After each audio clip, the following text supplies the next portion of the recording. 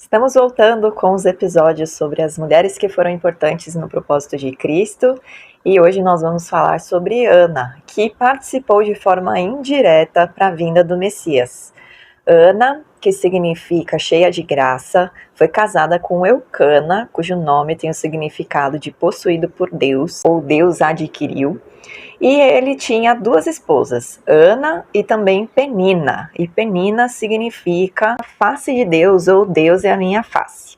A história ocorre na região montanhosa de Efraim, numa cidade chamada Ramataim Zofim, e inicia contando a linhagem genealógica de Eucana, descrevendo que este era um homem temente a Deus que subia todo ano até Siló para apresentar o sacrifício anual ao Senhor e levava a sua família, cumprindo um dos mandamentos, de se comer a oferta diante do Senhor com a sua família. E todo ano ele levava Penina e seus filhos e também Ana, que era estéril, e todos sentavam à mesa. Ele compartilhava o sacrifício com a Penina e seus filhos e dava porção dobrada para Ana. Só que o fato de Ana ser estéril gerou uma certa rivalidade entre as duas esposas e Penina provocava ela todo ano por conta dessa condição dela. E Ana ficava tão magoada com essas palavras de Penina que nem conseguia comer, ela se entristecia a ponto de nem querer comer a porção dobrada que Eucana colocava para ela. Num desses anos que Eucana sobe com sua família e vê Ana entristecida, ele questiona: Ana, por que você está chorando? Por que você está tão triste? Por acaso eu não sou melhor do que 10 filhos? E Ana então vai orar diante do Senhor no templo, aproveitando que eles estão ali naquele ambiente de adoração. E o sacerdote Eli está sentado, encostado em uma das colunas da casa do Senhor e vê Ana balbuciando e sem emitir sons, ele só a vê chorando muito e mexendo os lábios e fica observando Ana, que enquanto isso estava ali orando e derramando seu coração diante do Senhor, toda a sua aflição, a sua ansiedade, a tristeza da sua alma, e fazendo um voto diante de Deus, dizendo que se ele a concedesse a graça de poder conceber um filho, esse filho seria consagrado a Deus. E Eli ali observando Ana orando e chorando, mas na verdade não sabendo que ela está ali há tanto tempo orando, mas dando ela como uma pessoa que está embriagada, ele a repreende, e quando ela é repreendida, ela exclama de que não está ali embriagada porque nem tomou vinho ou bebida forte, mas que estava ali derramando seu coração diante do Senhor, porque ela era uma pessoa com o coração muito aflito, com a alma muito angustiada, com o espírito aflito demais. E então ela pede para ele: não me tenha como uma filha de Belial, que significa não me tenha como uma mulher sem valor, porque Belial no hebraico tem significado de sem valor, se remetendo também aos ímpios, aqueles que andam de forma perversa. Então ela fala: não me tenha como uma pessoa perversa, que é irreverente, que não tem valor diante de Deus, mas eu sou uma mulher que está aflita, que está derramando aqui diante do Senhor a sua alma, o seu coração, a sua tristeza, e clamando ao Senhor. E ele então fala: vai em paz e que o Senhor conceda o desejo do teu coração. O interessante é que Ana não estava orando de forma que as pessoas ao redor dela escutassem a oração e o voto que ela estava fazendo. Aquilo era realmente entre ela e Deus. E o sacerdote, que é uma figura importante que mediava a relação dos homens com Deus, ele declara a bênção sobre a petição de Ana. E Ana muda naquele momento, ela confia naquela palavra que ela ouve do sacerdote Eli e muda completamente a postura e a reação dela, as emoções dela. Ela para de chorar, ela volta a se alegrar e ela desce para casa. Na verdade, antes deles descerem na madrugada, eles foram adorar a Deus e desceram, e então ela e Eucana se deitam. Nesse momento é gerado um filho que é chamado de Samuel, que significa do Senhor eu pedi. E Samuel vai ser a última figura usada por Deus como juiz sobre Israel. Ele foi um grande profeta, foi um homem justo que julgava toda a região de Israel, percorria todas as cidades e julgava as causas do povo e trouxe justiça sobre a terra, porque Eli foi um sacerdote que negligenciou a sua posição e negligenciou a sua responsabilidade de instruir os seus filhos que sucederiam a sua ocupação, e seus filhos eram muito corrompidos e praticavam corrupção e suborno na tenda da congregação.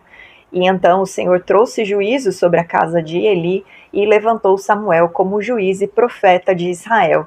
E é Samuel quem vai ungir Saul, o rei Saul, e posteriormente ungir a Davi. E depois vai ajudar Davi por um tempo como profeta, apesar dele já não ter uma participação política sobre as tribos de Israel. Samuel vai auxiliar no início a Davi, e durante todo o reinado de Saul, Samuel vai ser usado como profeta. A história de Ana, a gente tira várias lições. A primeira é confiar na palavra que você ouve de bênção a respeito do que você apresenta diante do Senhor e que o Senhor aprova através dos seus servos.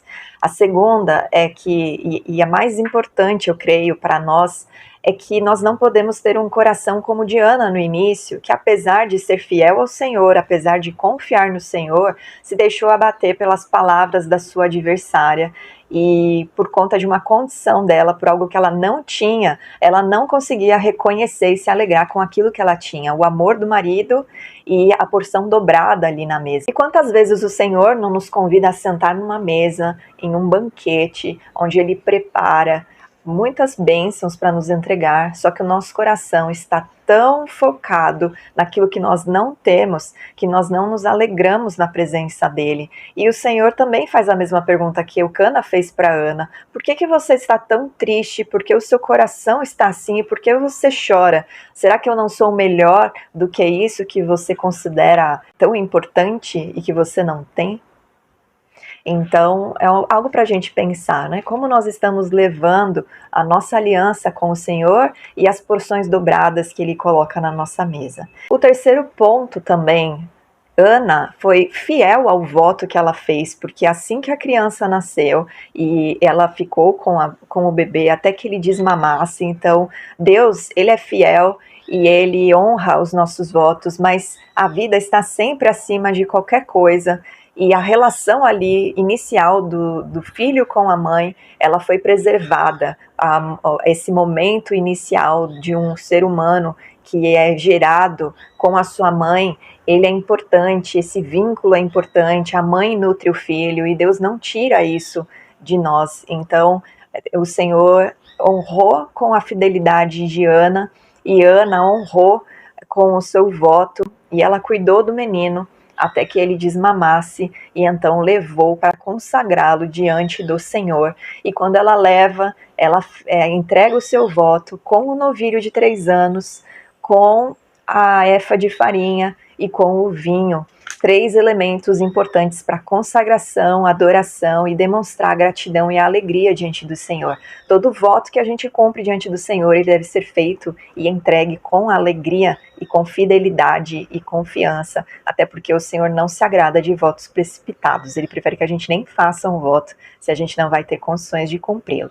E depois o Senhor agraciou Ana com mais filhos, tanto que no Cântico de Ana, ela apresenta o louvor ao Senhor, como a alma dela o engrandece, o exalta, e também declarando a vitória dela sobre os adversários, porque Deus a honrou e ainda concedeu 7 filhos para que era estéril, enquanto a madre da outra secava. Então, o Cântico de Ana está no capítulo 2 de 1 Samuel. Dei uma lida agora para você ver que bonito. É um cântico que o povo de Israel, o povo judeu, canta até hoje, no Ano Novo, no Rosh Hashanah, no tempo em que se toca as trombetas, porque é um tempo de se meditar, de se buscar a misericórdia de Deus, a graça do Senhor e de confiar de que o Senhor perdoará de todos os pecados e trará renovo e misericórdia sobre o povo de Israel, que vai celebrar o Yom Kippur 10 dias depois dessa data. A importância de Ana é que ela trouxe sobre a terra um grande profeta que foi responsável por ungir ao rei Davi, que é da onde descende o nosso Messias. Uma boa semana, que o Senhor te abençoe e fique na paz do Senhor Jesus. Até a próxima.